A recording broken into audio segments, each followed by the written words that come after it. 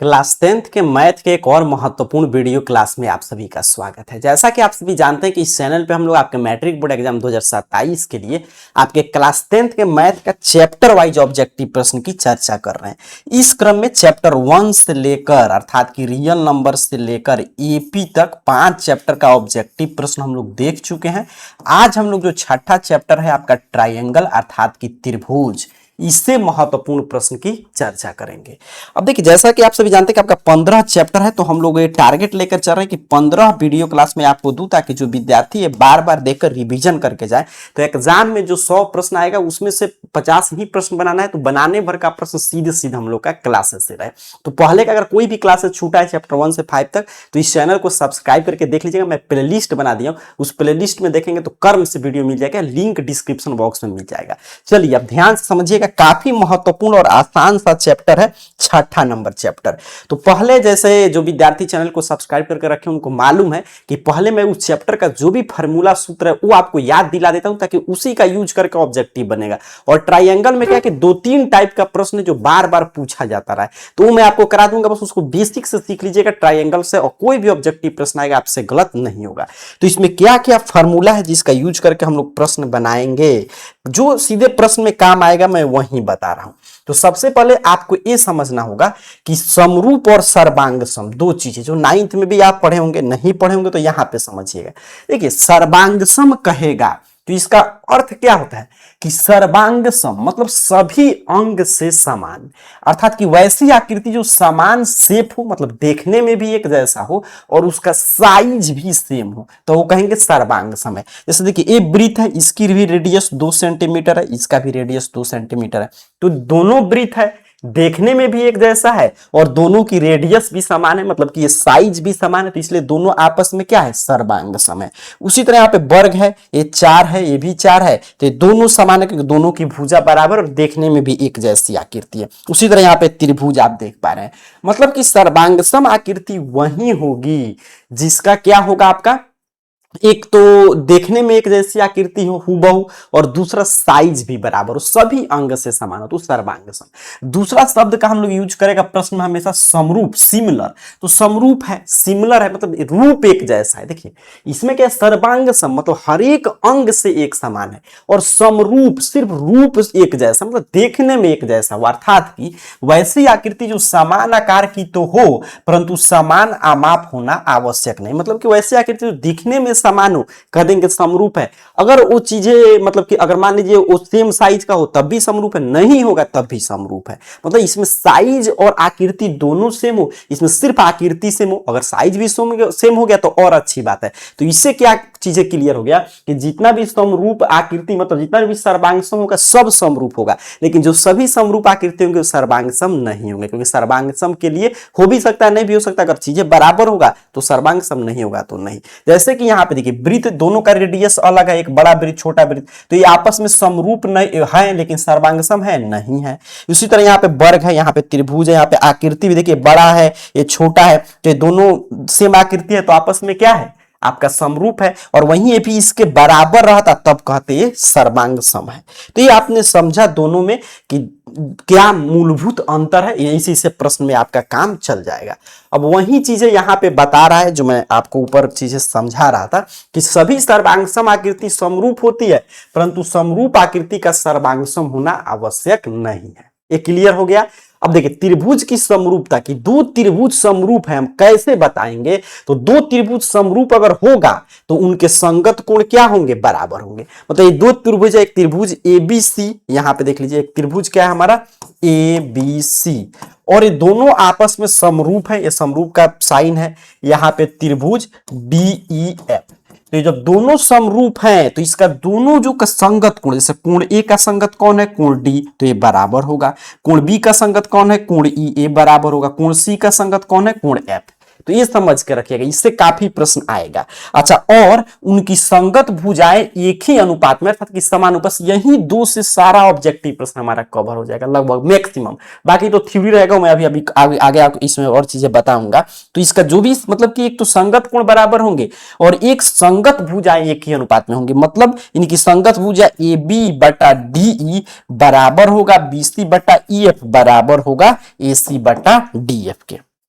तब ये समरूप होंगे। ठीक है, तो दो त्रिभुज समरूप कब होंगे? जब उनके संगत कोण बराबर होंगे और उनकी संगत भुजाएं एक ही अनुपात में होंगी। वहीं दूसरे शब्दों में कहा जाए तो अगर दो त्रिभुज समरूप हैं तो उनके समझ जाना है कि उसका कोण संगत कोण बराबर है, इसी से सारा प्रश्न बनेगा। और आपका भुजाएं जो है उनका अनुपात मतलब एक ही अनुपात में समानुपाती है।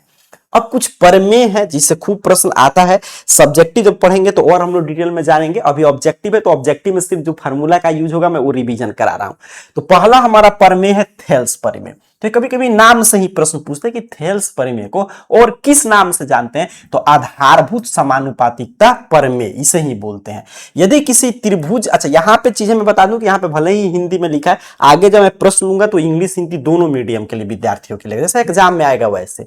तो यदि किसी त्रिभुज की एक भुजा के समानांतर अन्य दो भुजाओं को भिन्न बिंदु पर प्रतिच्छेद करने के लिए एक रेखा खींची जाए तो ये अन्य दो भुजाएं एक ही अनुपात में विभाजित होगी। मतलब थेल्स महोदय ने क्या कहा था कि एक यहां पे देखिए इस तरह एक त्रिभुज है और ये त्रिभुज के अगर तीसरी मतलब ये पहली भुजा दूसरी तीसरी भुजा के समानांतर एक हम लोग एक मतलब की रेखा खींच दें तब क्या करेगा कि ये अन्य दो भुजाओं को एक ही अनुपात में विभाजित कर देगा। जैसे यहां पे देखिए त्रिभुज एबीसी था, बीसी के समानांतर हमने डीई खींचा, डीई समानांतर है बीसी, तो ये क्या कह दिया कि एडी बटा डीबी बराबर एई बटा ईसी होगा। इससे भी खूब ऑब्जेक्टिव प्रश्न आएगा।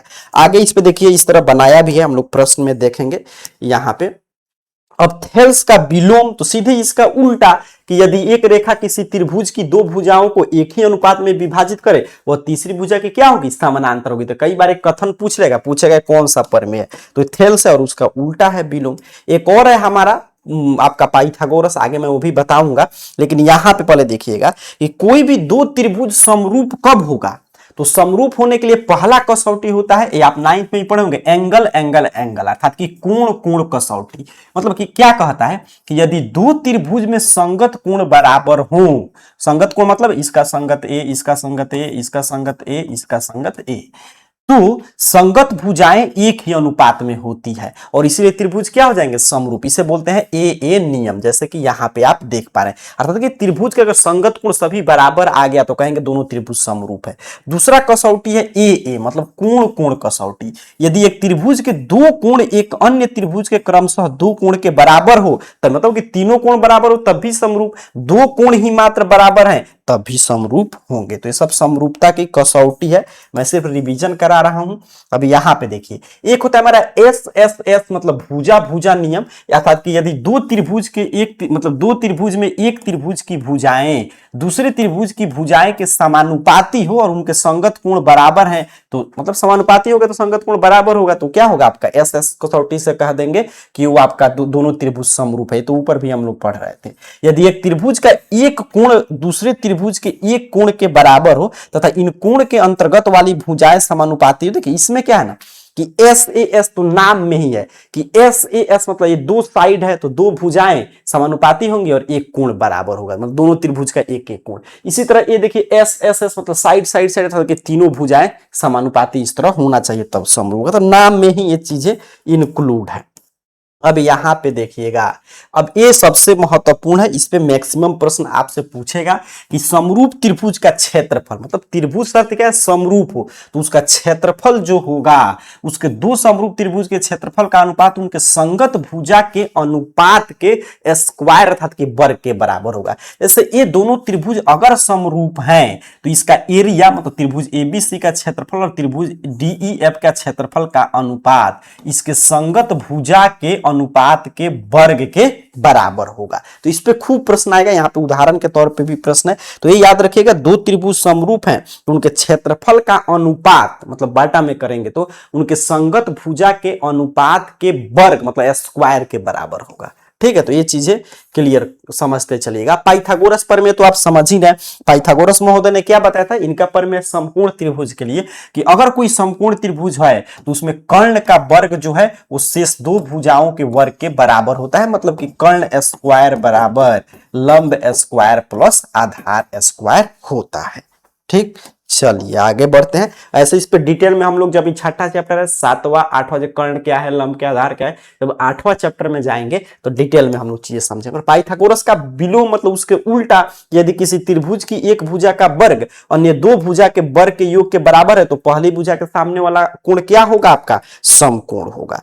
तो ये तो मैंने आपको सूत्र और फार्मूला रिवीजन कराया, जिसकी आवश्यकता आपको पड़ेगा छठे चैप्टर में, ये पूरा नोट कर लीजिएगा आप। चलिए मैं आपको लेके चल रहा हूं सीधे प्रश्न पे।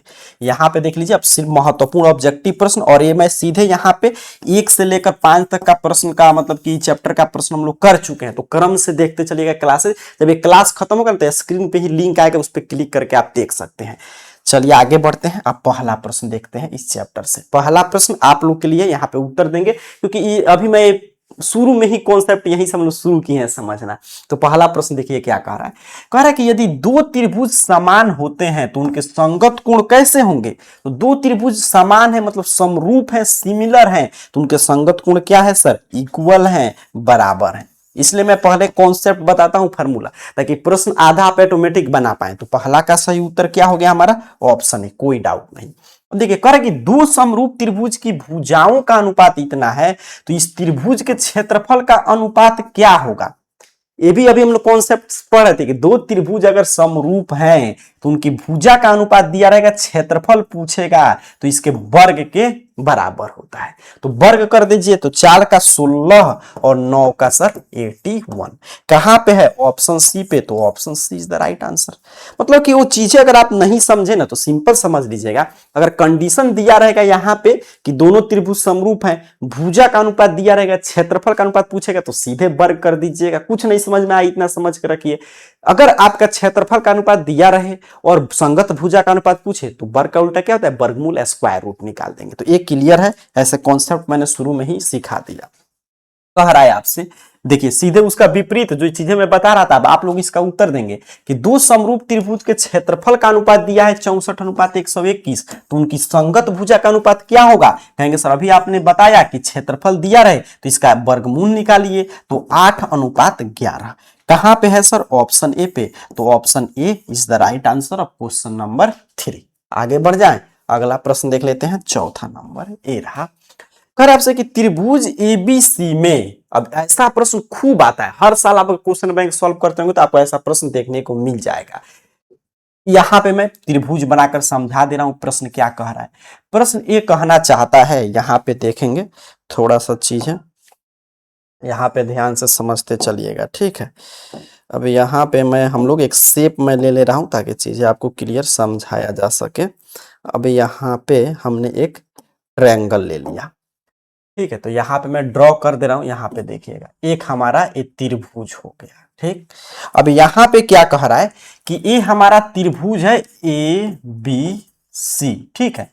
अब कह रहा है आपसे, देखिएगा यहाँ पे कि इसमें जो है डीई समानांतर है बीसी। मतलब सर ये क्या कह रहा है कि यहाँ पे एक लाइन हम लोग ऐसे खींच दें, ये रहा हमारा लाइन, तो इसका नाम दिया डीई और ये है आपका समानांतर बीसी। बिल्कुल सही। अब कह रहा है कि एडी बटे डीबी, मतलब एडी सर 3 है और डीबी कितना है आपका 5 है। अगर यदि एई बराबर 4.8 सेंटीमीटर है, मतलब एई 4.8 है, तो ईसी कितना होगा, मान ले रहे हैं एक्स है। अब याद कीजिए हमने क्या पढ़ा था अभी थेल्स पर में कि अगर किसी त्रिभुज के मतलब तीसरी भुजा के समानांतर एक ऐसी रेखा खींचे जो खींचते हैं, मतलब अगर जैसे बीसी समांतर डी है तो इसके संगत भुजा का अनुपात बराबर होगा। मतलब हमने क्या सीखा था कि एडी बटा में आपका, सॉरी यहाँ पे देखिएगा ठीक से मैं लिख दूं, संगत भुजा का अनुपात बराबर होगा। तो यहाँ पे थोड़ा सा चीजें समझिएगा। मतलब सर एडी बटा में डीबी बराबर होगा एई बटे में ईसी के। इतना क्लियर है। अब आगे बस मान बैठा के और गुना भाग कर देना है, आंसर अपना निकल जाएगा। अब एडी कितना है सर 3 है, बीडी या डीबी कितना है 5 है, एई कितना है 4.8, ईसी निकालना है तो हमने मान लिया x। अब तिरछा तिरछी गुना करेंगे तो x बराबर सर 4.8, ये भाग में तो इधर गुना में और ए इधर आ जाएगा भाग में। 3 से कटा देंगे, 3 एकम 3, 3 छक 18 और यहाँ पे गुना कर देंगे तो 8.0 सेंटीमीटर, मतलब सर 8 सेंटीमीटर। मतलब ये ईसी कितना था, एक्स, एक्स का मतलब सर 8, कहां पे है, ऑप्शन ए पे है, तो option A is the right answer of question number 4। ऐसा प्रश्न खूब आएगा, इसलिए मैं डिटेल में समझा दिया, हो सकता है एक आध प्रश्न आगे भी मिले तो उसमें भी कॉन्सेप्ट आपका क्लियर होगा। उम्मीद करो आप समझे। ऐसा प्रश्न नहीं आए आपका, चाहे प्रथम पाली में एग्जाम पड़ेगा या द्वितीय पाली में, संभव ही नहीं है, ऐसा प्रश्न जरूर मिलेगा। कह सभी समबाहु त्रिभुज आपस में कैसे होते हैं, तो जितने भी समबाहु त्रिभुज है, समबाहु त्रिभुज का मतलब सभी की भुजा क्या है, बराबर है, तो वो आपस में क्या होंगे सर, तो वो आपस में समरूप होंगे, क्योंकि समबाहु है। सिर्फ त्रिभुज पूछता तो हम लोग कहते चलिए मतलब कि समबाहु त्रिभुज है, तो मान लीजिए एक समबाहु त्रिभुज इसकी भुजा 2 सेंटीमीटर है, एक समबाहु लेंगे तो उसकी 4 सेंटीमीटर होगा, चारों तीनों भुजा आपस में बराबर होगा, तो इसलिए समबाहु आपस में क्या होंगे, सर्वांगसम नहीं होंगे, सीधे समरूप हो जाएंगे। तो 5 का ऑप्शन ए सही उत्तर था। सभी वर्ग तथा सभी वृत्त आपस में क्या होते हैं, तो सभी वर्ग और सभी वृत्त की बात कर रहा है, तो आपस में मतलब देखिए यहाँ पे जैसे मान लीजिए हमने वर्ग यहाँ पे लिया, तो एक छोटा वाला वर्ग, एक बड़ा वर्ग, एक इससे भी छोटा वर्ग, एक और बड़ा वर्ग, ठीक है। अब देखिए यहाँ, अब उस तरह हमने अगर वृत्त लिया, यहाँ पे हम लोग देखें, हमने वृत्त अगर मैं लिया तो यहाँ पे एक छोटा सा वृत्त, एक बड़ा, एक इससे भी बड़ा, एक इससे भी बड़ा, ठीक है। तो आप समझिए कि अगर इसकी आकृति देखने में सिर्फ एक जैसा है, सब का माप थोड़ा वो समान है, सभी वर्ग बोल रहा है और सभी वृत्त, तो ये आपस में क्या दिखाई दे रहे हैं, समरूप दिखाई दे रहे हैं। सर्वांगसम थोड़ा वो है, नहीं है। सर्वांगसम कब होता है, जब सभी वर्ग का यहाँ पे भुजा बराबर होता, सभी वृत्त का रेडियस बराबर होता, तो ऑप्शन बी छठे नंबर प्रश्न का सही उत्तर था। 7 नंबर प्रश्न देखेंगे, सीधे सीधे देखिए कॉन्सेप्ट से ज्यादातर प्रश्न मिल रहा है। समकोण त्रिभुज में कर्ण का वर्ग अन्य दो भुजाओं के वर्गों के योग के बराबर होता है, मतलब कर्ण का स्क्वायर जो होता है वो लंब के स्क्वायर प्लस आधार के स्क्वायर के बराबर होता है, तो ये कहे थे पाइथागोरस महोदय ने, तो ऑप्शन बी सही उत्तर हो जाएगा। ठीक है, पाइथागोरस प्रमेय है, सीधे सीधे पूछ लिया। चलिए आगे बढ़ते हैं 8 नंबर प्रश्न की तरफ। कह रहे हैं आपसे कि यदि किसी त्रिभुज की भुजाएं इतनी है तो वह त्रिभुज कैसा है, मतलब कह रहे कि एक त्रिभुज है और जिसकी भुजा एक 3 है, एक 4 है, एक 5 है, तो देखिए सबसे जो बड़ी भुजा है कितना है, 5 है, तो 5 का जो स्क्वायर है वो 3 के स्क्वायर और 4 के स्क्वायर के बराबर है कि नहीं, इसके योगफल का बराबर होगा तो कौन सा होगा, अभी पढ़ रहे थे पाइथागोरस प्रमेय से, संपूर्ण होगा, और संपूर्ण त्रिभुज मतलब हो जाएगा कोण संपूर्ण होगा तो संपूर्ण। तो यहाँ पे 25 और यहाँ पे 9 और 16 प्लस 9 प्लस में कुछ भी हम लोग लिख सकते हैं, 25 इज इक्वल टू 25। तो देखिए जब दोनों बराबर आ गया तो ये कौन सा कोण बनेगा, समझ पाइथागोरस ट्रिपल, ऐसे भी पाइथागोरस ट्रिपलेट ही था, तो ऑप्शन ए सही उत्तर हो जाएगा समकोण त्रिभुज। और यहाँ पे आगे जब हम लोग पढ़ेंगे 8वां चैप्टर तो उसमें पाइथागोरस ट्रिपलेट कुछ फिक्स होता है कि ये जैसे 3 4 होगा तो कर्ण 5 होगा, तो वहां पे हम लोग देखेंगे, अभी कॉन्सेप्ट से सीख रहे हैं। चलिए आगे बढ़ते हैं 9 नंबर प्रश्न। कह रहा है कि ये दोनों त्रिभुज समरूप हैं और इसका अनुपात दिया है, एरिया का अनुपात पूछ रहा है। तो अभी मैं क्या बता रहा था कॉन्सेप्ट में कि जब भी समरूप त्रिभुज हो तो उसका एरिया का जो अनुपात होगा उसके संगत भुजा के अनुपात के वर्ग के बराबर होगा। ठीक है, तो इसका सीधे वर्ग निकाल दीजिए, प्रश्न में कुछ भी कही इसका वर्ग हम निकाल देंगे, 1/3 है, अनुपात ना देकर बांटा दे, बात तो वही है। इसका स्क्वायर करेंगे, कहेंगे सर 1/9 हो जाएगा। कहीं पे दिखाई दे रहा है, बिल्कुल option B is the right answer of question number 9। आगे बढ़ते हैं अगले प्रश्न की तरफ। तो ये आपके लिए बस इसमें यही समझना है, इससे प्रश्न नहीं आया ऐसा हो ही नहीं सकता है, बस यही आपको याद रखना है कि जब भी समरूप त्रिभुज की बात करेगा और क्षेत्रफल का अनुपात दिया रहे, संगत भुजा का अनुपात पूछे तो सीधे उसका स्क्वायर रूट कर देंगे, संगत भुजा का अनुपात दिया रहे और उस त्रिभुज के क्षेत्रफल का अनुपात पूछे तो उसका स्क्वायर निकालेंगे। ठीक, चलिए आगे बढ़ते हैं अगले प्रश्न की ओर। अगला प्रश्न ये रहा, कह रहा है आपसे कि आधारभूत समानुपातिकता प्रमेय को अन्य किस नाम से जाना जाता है।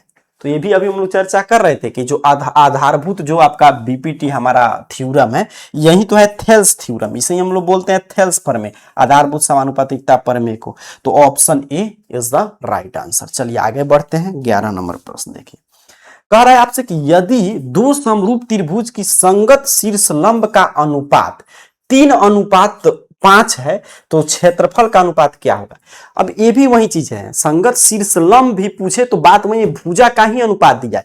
क्यों? क्योंकि यहाँ पे मैं आपको बताऊं तो यहाँ पे हम लोग ले रहे हैं एक त्रिभुज। जैसे यहाँ पे देखिएगा हमने एक ट्रायंगल यहाँ पे ड्रॉ किया दो दो, और यहाँ पे इसका अगर हम लोग शीर्षलंब लेंगे, जो चीजें एक कह रहा है, तो यहाँ पे देखिए इस तरह ये हमारा हो जाएगा और यहाँ पे भी शीर्षलंब हो जाएगा। तो ये दोनों आप देख रहे हैं, ये भी क्या हो गया, इसको मतलब सेम चीजें भुजा ही हो गया। तो वही कॉन्सेप्ट लगाएंगे कि इसका जब भी क्षेत्रफल का अनुपात पूछेगा तो इसका वर्ग कर देंगे, तो इसका वर्ग कर दीजिए तो 3 का हो जाएगा सर 9 और 5 का 25। तो 9 और 25, 9:25 ऑप्शन बी पे है, तो ऑप्शन बी सही उत्तर था। 12 नंबर प्रश्न की ओर देखते हैं। यहाँ पे कह रहा है आपसे कि यदि DE समानांतर है BC, तो अभी ऐसा प्रश्न मिला था। चलिए हम लोग पिक्चर पे ही समझते हैं सीधे क्या कहना चाहता है प्रश्न में।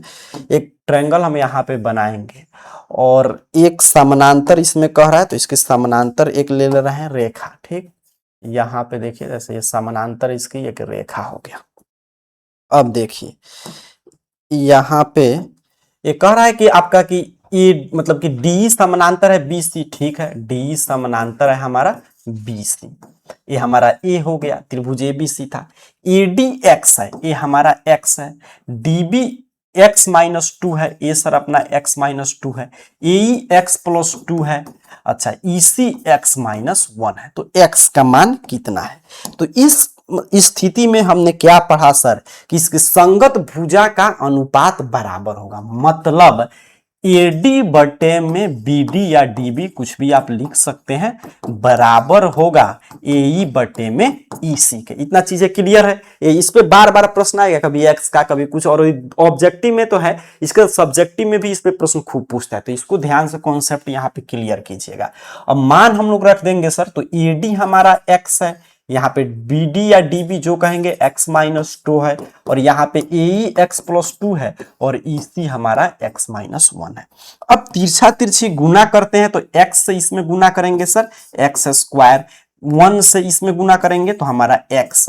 अच्छा, यहाँ पे अगर मैं तिरछा तिरछी गुना करूं तो आपको कुछ चीजें दिखाई दे रहा होगा कि a-b और a+b।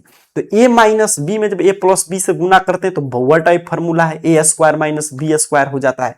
तो a के जगह पर x है तो x का स्क्वायर, 2 का स्क्वायर कर देंगे 4। x² से x² कैंसिल, माइनस से सर माइनस कैंसिल, या x बराबर में 4। तो x का मान क्या आ गया 4, ऑप्शन सी पे है, तो ऑप्शन सी सही उत्तर हो जाएगा।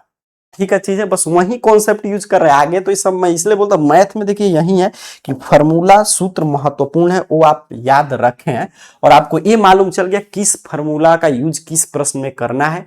बस आगे गुना भाग करना होता है, आंसर तो ऑटोमेटिक आ जाएगा अगर कोई भी स्टेप आप मिस नहीं करते हैं। तो अगला प्रश्न देखिएगा, क्वेश्चन नंबर 13 कह रहा है आपसे कि यदि समद्विबाहु समकोण त्रिभुज, ठीक है, समद्विबाहु भी है मतलब दो भुजाएं बराबर है और समकोण भी है, तो इसमें जो है कोण C 90 डिग्री है, तो AB² का मान क्या होगा। तो इसके लिए यहाँ पे हम लोग आइए एक समकोण त्रिभुज बनाकर ही समझते हैं। एक हमने यहाँ पे समकोण त्रिभुज बनाया, ठीक। अब कह रहा है कि समद्विबाहु समकोण है, मतलब कि एक चीज क्लियर है कि कोण C 90 है, ये हमारा कोण C है, ये 90 डिग्री है। अच्छा, समद्विबाहु है मतलब कि दो भुजाएं बराबर है, अर्थात कि कोई भी हम कुछ भी मान सकते हैं, A है ये B है। अब देखिए कर्ण कभी बराबर हो सकता है नहीं, कर्ण तो समकोण त्रिभुज की सबसे लंबी भुजा होती है, तो वो बराबर हो नहीं सकता है कर्ण। तो ये कर्ण हमारा AB रहेगा, और क्या बराबर है सर, तो AC और BC बराबर है। मतलब कोण C = 90 डिग्री दिया है और इसमें समद्विबाहु है, तो दो भुजाएं बराबर होंगी, अर्थात कि AB बराबर BC है। अब पाइथागोरस पर में क्या कहता है कि सबसे बड़ी भुजा अर्थात कि कर्ण, मतलब कि AB का स्क्वायर बराबर होगा सर हमारा AC² और प्लस में BC² का। ठीक, अब देखिए अब यहां पे हम चाहे ना तो AC को हटा भी सकते हैं, AC की जगह में BC रख सकते हैं, दोनों बराबर है, या BC के जगह पे हम लोग AC रख सकते हैं, ठीक है। AC यहाँ पे सॉरी AC बराबर है BC, कुछ भी रख सकते हैं। तो अब क्या रखें सर, तो वो डिपेंड करता है, बाई ऑप्शन चलेंगे। तो ऑप्शन देखिए सभी AC में है, अर्थात कि आंसर किस में आएगा AC में, तो BC वाले को हटाएंगे। तो या AB² = AC स्क्वायर प्लस में AC स्क्वायर, तो या AB square is equal to 2AC square हो जाएगा। तो AB स्क्वायर का मान पूछा था तो क्या होगा 2AC स्क्वायर, जो ऑप्शन बी पे है, तो option B is the right answer. ये कई बार पूछा गया प्रश्न है, कुछ इसमें विशेषता नहीं, तो आप देखते देखते मैं तो इतना कॉन्सेप्ट से समझा नहीं, तो शुरू शुरू में फॉर्मूला की चर्चा कर रहे थे उस पर आप जाएंगे तो सीधे आप आंसर बता देंगे कि यही 2AC स्क्वायर, या ऑप्शन में 2 आपका BC स्क्वायर भी रहे तो वही होगा। चलिए आगे बढ़ते हैं, अगला प्रश्न देखते हैं। कह रहा है आपसे 14 नंबर प्रश्न कि यदि दो त्रिभुज त्रिभुज ABC और इसमें यहाँ पे तो समरूपता का संबंध होगा, ठीक है, मतलब कौन त्रिभुज इसमें समरूप होंगे। देखिए सभी अभी हम लोग चर्चा कर रहे थे कि दो त्रिभुज समरूप होता है कब, जब उसकी संगत भुजा का अनुपात बराबर है। तो संगत भुजा में देखिए क्या दिया है ABC, मतलब त्रिभुज ABC, और ये समरूप होगा त्रिभुज यहाँ पे देखेंगे PQR के, ठीक। तो त्रिभुज ABC समरूप त्रिभुज PQR, ऑप्शन ए पे दिखाई दे दिया तो ऑप्शन ए सही उत्तर हो जाएगा। इसमें बोला कि सूत्र अगर आप शुरू में जो हम लोग चर्चा कर रहे थे वो समझ, इसलिए कोई भी चैप्टर हम लोग पढ़ रहे हैं तो पहले फार्मूला से ही शुरू करेंगे, मैथ में सारा खेल फार्मूला का है। 15 नंबर प्रश्न देखिए, किसी त्रिभुज की एक भुजा के समानांतर खींची गई रेखा अन्य दो भुजा को किस अनुपात में बांटती है। तो उसी समय से इसी पे तो सारा प्रश्न बना रहे हैं, एक समान अनुपात में बांटती है, इक्वल रेशियो में डिवाइड करती है सर, तो ऑप्शन बी सही उत्तर है। आगे बढ़ते हैं, ये सब तो बेसिक प्रश्न है कॉन्सेप्ट से। 16 नंबर प्रश्न देखें तो कह रहा है कि दो समरूप त्रिभुज की परिमाप 30 सेंटीमीटर और 20 सेंटीमीटर, यदि पहले त्रिभुज की एक भुजा 12 सेंटीमीटर है तो उसकी संगत भुजा क्या होगा। अब यहां पे एक चीज समझने वाला है कि यहां पे परिमाप दिया है, ठीक है, ये क्षेत्रफल की बात नहीं कर रहा है। अगर क्षेत्रफल दिया रहता है तब हम लोग वर्ग या वर्गमूल निकालते हैं, परिमाप दिया तो उसमें वर्ग वर्गमूल निकालने की कोई आवश्यकता नहीं है, वो सीधे बराबर हो जाएगा, मतलब वही ये भी अनुपात में, मतलब अनुपात में ही होगा। अब देखिए 30 और 20 है तो परिमाप, तो दो समरूप त्रिभुज है तो इसका मतलब कि अनुपात लेंगे, ये बराबर होगा पहले त्रिभुज की, एक भुजा 12 है और दूसरे त्रिभुज की नहीं दिया है तो x मान लेते हैं, निकालना है। अब यहाँ पे 0 से 0 कैंसिल, तिरछा तिरछी गुना कर देंगे तो x बराबर 12 गुने में 2, और यहाँ पे a आ जाएगा नीचे, 3 से कटा देंगे सर 4 मतलब 8, दूसरी भुजा कितना है 8 सेंटीमीटर, ऑप्शन ए पे दिखाई दिया तो ऑप्शन ए सही उत्तर हो जाएगा। तो सारा वही कॉन्सेप्ट है, बस उसी पे बैठा के गुना भाग करके आपको आंसर निकाल लेना है। आगे बढ़ते हैं, 17 नंबर प्रश्न देखते हैं। 17 नंबर प्रश्न आपसे कह रहा है कि त्रिभुज ABC में AB दिया है, AC दिया है और यहाँ पे BC का भी मान दिया है, तो कोण B का मान क्या होगा। तो ऐसे प्रश्न आप जानते हैं पाइथागोरस ट्रिपलेट बन रहा है, पाइथागोरस प्रमेय के अनुसार 90 डिग्री ही होगा, इसमें तो कोई डाउट नहीं, ऑप्शन सी सही उत्तर है। फिर भी आप जांच करना चाहते हैं तो यहाँ पे कर सकते हैं, जैसे सबसे बड़ी भुजा है आपका AC तो 12 का स्क्वायर कर दीजिए, और यहाँ पे देखिए 12 का स्क्वायर करके और कर्ण का स्क्वायर बराबर लंब का मतलब कि स्क्वायर अर्थात कि वर्ग और प्लस में आधार का स्क्वायर, तो निकालेंगे तो उतना ही आएगा 144 से हो जाएगा। और इधर देखें तो ये हो जाएगा आपका 36 और 36 में आपको 3 से गुना करना होगा और प्लस में यहाँ पे भी 36, ठीक है। तो इसको हम लोग गुना कर ले तो 6 त्रिका में 18 और 3 त्रिका 9 1 10 और प्लस में अपना 36, तो देखिए आ गया 8 6 14 3 1 4 और यहाँ पे एक आपका 1, ठीक है। तो 144 बराबर 144, तो ये चूंकि कर्ण का स्क्वायर पर लंब स्क्वायर प्लस आधार स्क्वायर ये बन रहा है, इसलिए क्या हो जाएगा आपका सामने वाला भुजा मतलब समकोण त्रिभुज में ये कंडीशन बनता है, तो ये कोण क्या होगा समकोण होगा। तो देखते देखते आप आंसर बता सकते हैं, यहाँ पे हम लोग सिर्फ चेक किए हैं। कह रहा है आपसे कि दो समरूप त्रिभुज की संगत माध्यिकाओं का अनुपात 4:7 है, तो उनके क्षेत्रफल का अनुपात क्या होगा। फिर वही चीज है जो पिछले प्रश्न में बता रहा था कि शीर्षलंब पूछे, संगत माध्यिका पूछे, कुछ भी पूछे इसका सीधे वर्ग कर देना है, बस इतना आप समझ चुके हैं। तो 4 का स्क्वायर 16, 7 का स्क्वायर 49, अर्थात कि sir option B is the right answer of question number 18। चलिए आगे बढ़ते हैं, 19 नंबर प्रश्न देख लेते हैं। कह रहा है आपसे कि एक समबाहु त्रिभुज ABC की प्रत्येक भुजा की लंबाई 2a है, तो इसकी शीर्ष लंब की लंबाई, अब ये भी सूत्र पे है, समबाहु त्रिभुज के शीर्ष लंब का फॉर्मूला क्या होता है, बस इतना आप जानते हैं तो आसानी से प्रश्न बन जाएगा। तो शीर्ष लंब का फॉर्मूला कहता है √3/2 और गुने में भुजा की लंबाई, मतलब मान लीजिए साइड ए है तो ए हो जाएगा। अब √3/2 और भुजा की लंबाई कितना है 2a है, तो 2a 2 से 2 कैंसिल, अर्थात कि √3a या a√3, तो कहां पे है देखिए ऑप्शन बी पे है, तो ऑप्शन बी सही उत्तर है 19 नंबर प्रश्न का। तो ये बस एक छोटा सा फॉर्मूला है जिसको लिखकर याद कर लीजिएगा। चलिए आगे बढ़ते हैं, अगला प्रश्न देखिए 20 नंबर। कह रहा है कि यदि दो त्रिभुज की संगत कोण बराबर हैं तो वे त्रिभुज समरूप हैं, इस कसौटी को क्या कहते हैं। तो शुरू में देखिए ये भी हम लोग रिवीजन कर रहे थे कि अगर कोण के चर्चा करेगा तो उसे क्या बोलेंगे ए नियम, मतलब एंगल एंगल समरूपता की कसौटी, तो ऑप्शन बी सही उत्तर है। और वहीं भुजा तीनों के वजह से समरूप होता तो कहते एस एस एस, मतलब साइड साइड साइड की बात हो रहा है, यहाँ पे साइड एंगल साइड की बात हो रहा है, और ये तो आर एच एस बराबर आर एच एस, ये तो है ही नहीं, मतलब कुछ भी नहीं है। यहां पे देखिए 21 नंबर कह रहा है कि यदि दो त्रिभुज ए बी सी तथा त्रिभुज डी ई एफ में कोण ए डी ये सभी चीजें दिया है तो दोनों त्रिभुज समरूप होंगे कि नहीं, ये आपसे प्रश्न पूछ रहा है। देखिए यहाँ पे संगत कोण है, कोण ए का संगत क्या है कोण डी है, ठीक। अच्छा उसके बाद देखिए कोण बी का संगत क्या है कोण ई है, देख रहे हैं ना। तो ये किस नियम से हो जाएगा, दो ही कोण बराबर है, लेकिन ए नियम भी तो हम लोग पढ़े थे एंगल एंगल कसौटी से, तो ये दोनों आपस में क्या होंगे समरूप होंगे। ये जरूरी थोड़ा है कि तीनों कोण बराबर हो, तो ऑप्शन ए हाँ ये क्या है समरूप है, तो ऑप्शन ए सही उत्तर हो जाएगा। सारा बस कॉन्सेप्ट का है, इसलिए शुरू से हम लोग रिविजन कर लिए। अब 22 नंबर ही प्रश्न देखिए, कई बार आ चुका है। कह रहा है कि यदि दो समरूप त्रिभुज की संगत भुजा का अनुपात 2:3 है तो उनके परिमाप का अनुपात क्या होगा। अब ये यहाँ पे एक ख्याल रखना है कि मैं बार बार बोल रहा हूं कि जब भी संगत भुजा का अनुपात दिया है तो वर्ग करना है, तो वर्ग करने से काम नहीं चलेगा। जब क्षेत्रफल दिया है, यहाँ पे क्षेत्रफल में ना स्क्वायर होता है, यहाँ पे परिमाप है, परिमाप में थोड़ा स्क्वायर होगा। परिमाप त्रिभुज का कैसे निकालते हैं, तीनों भुजा जोड़ देते हैं प्लस में, तो उसमें थोड़ा मतलब कि आपका वर्ग में जाएगा नहीं जाएगा। तो जब भी ये ध्यान रखना है कि परिमाप अगर इस तरह पूछ दे तो जो ये होगा संगत भुजा का अनुपात वही परिमाप का होता है, तो 2:3 ऑप्शन बी सही उत्तर है। चलिए आगे बढ़ते हैं, अगला प्रश्न 23 नंबर। मतलब बेसिक कॉन्सेप्ट क्या है, अगर परिमाप पूछेगा तो सेम चीजें रहेगा, या परिमाप का अनुपात दिया रहे अनुपात में क्यों सेम रह रहा है, क्योंकि देखिए अनुपात में क्या होता है ना, क्या मान लीजिए हम 2/4 लिख रहे हैं, अर्थात कि 2:4, या उसी को 1:2 रखें, बात सेम ही है क्योंकि कट के बराबर हो जाता है। तो जब भी परिमाप पूछ दे तो सेम आंसर होगा, या परिमाप से संगत भुजा का अनुपात निकालना हो तब भी सेम होगा, लेकिन संगत भुजा से अगर क्षेत्रफल का अनुपात पूछेगा तब भी हम लोग क्या करेंगे वर्ग करेंगे, स्क्वायर करेंगे।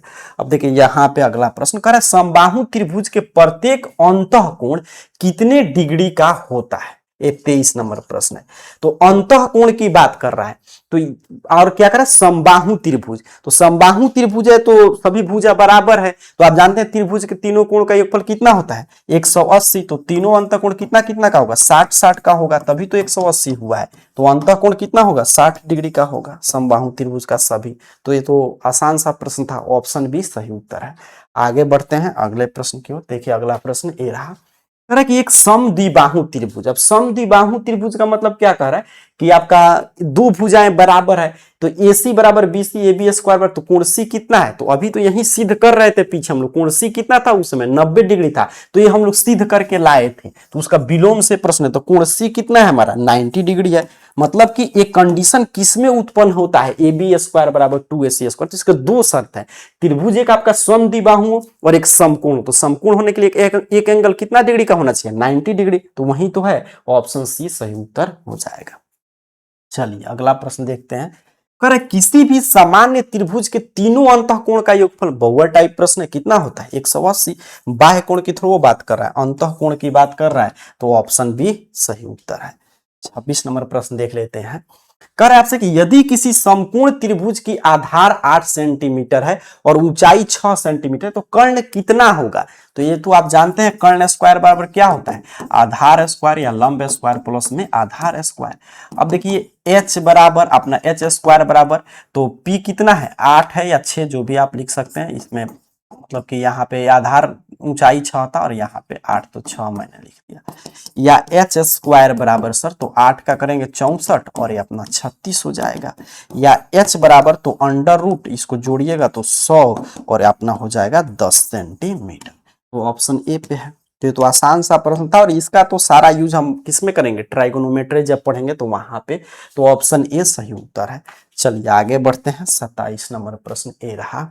फिर आपसे कि यदि त्रिभुज दो समरूप है और उसकी एरिया का अनुपात दिया है, ठीक है, एरिया दिया है और उसका एक भुजा पूछ रहा है, तो अभी जब दो त्रिभुज समरूप होते हैं तो इसके एरिया का अनुपात, अनुपात मतलब मुझे लिखना हो तो 9:16 मतलब 9/16, ये जो होता है किसके बराबर होता है, तो इसके संगत भुजा के वर्ग के, ये हमने मान लिया x वर्ग के बराबर होता है। मतलब कि अगर इधर हम लोग ये वर्ग के बराबर होगा, या सीधे कहें कि इसका वर्गमूल निकाल देंगे तो इसके बराबर होगा, वर्ग हटेगा तो इधर आकर क्या मतलब स्क्वायर हटेगा तो स्क्वायर रूट हो जाएगा।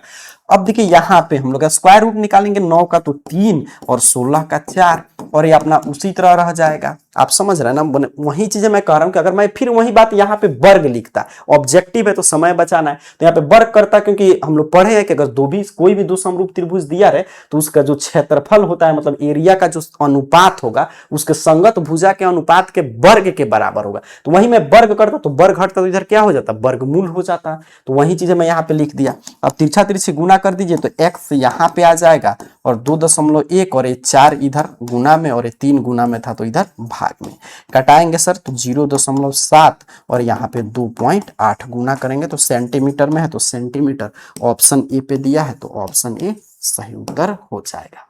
ठीक है, चलिए आगे बढ़ते हैं। वही कॉन्सेप्ट देखिए बार बार हम लोग हर एक प्रश्न में, इसलिए बोला त्रिभुज में 2-4 बस बेसिक कॉन्सेप्ट है जिसपे सभी प्रश्न पूछा जाता है। अभी यहाँ पे देखिएगा 28 नंबर प्रश्न करे कि क्या दो सर्वांगसम त्रिभुज सदैव मतलब कि हमेशा समरूप होंगे। तो ये चीज हम लोग हमेशा समझ रहे थे कि हाँ सही बात है। सर्वांगसम के लिए क्या होगा कि सभी अंग से समान, मतलब साइज देखने में भी एक जैसा हो और साइज भी एक जैसा हो। और समरूप में क्या होता है कि देखने में सिर्फ एक जैसा होना चाहिए, साइज हो तो और अच्छी बात है, नहीं हो तब भी काम चल जाएगा। तो जितने भी सर्वांगसम है सभी समरूप हैं, लेकिन सभी समरूप सर्वांगसम हो ऐसा जरूरी नहीं है। तो शुरू में यही हम चैप्टर पढ़ना शुरू किए थे। तो ऑप्शन ए सही उत्तर है 28 नंबर प्रश्न का। अब 29 नंबर देखिएगा, कह रहा है कि यदि किसी त्रिभुज का एक कोण दूसरे के एक कोण के बराबर हो तथा इन कोणों के अंतर्गत करने वाली भुजाएं समानुपाती हो तो त्रिभुज समरूप होगा। यह कौन सी कसौटी है। तो यहां पे देखिए क्या कह रहा है कि त्रिभुज का एक कोण और दूसरे कोण के बराबर है, और फिर इनका अंतर्गत करने मतलब एक ही कोण की बात हो रहा है, बाकी भुजा, तो एस से एस नियम हो जाएगा ऑप्शन सी।